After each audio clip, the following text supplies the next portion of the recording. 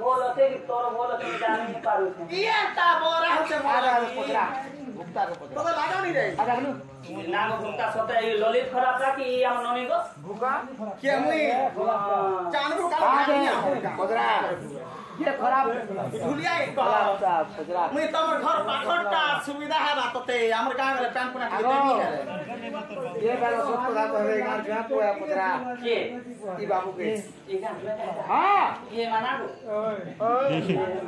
भाई गो मानो के मरना हेला के हला हां एंता ना कहबा लाई काना मु तुमके डाकी जाबा ये मकाला से ना डाकू थुलु को ने ना कह सोते हो ओए मरना हो छे राधा आ गुटे कसरा अधिका जे हला का गो बाबा मैं कहतो जे कांदा दुईटा हो छे तुमर लाइन छेले कहतो जे कांदा तीनटा हो जे गो मैं तारे से मामो मोर भोट के पुठिया सकिनी ए लाइट के कम जाई छे मुझे के डंगा आथे देखु मैं जना टिके रखछु उठे बोले जे ना लो इटा जना ने सर को बोलसी देंगा दे उदे बोड़ी नहीं बाबा रे बोलसी मैं हो जाए गार को भाई मैं फिर बात मोर दादी का चा समझनी ए लाइट के कम जाई छे आखी के बोराडी बोलो ए आसिया एंता ओए एगार बोराडी बोलो रे दी बोली होए गो मानो जे घोड़ा था सुनगो की राधिका पहला राधा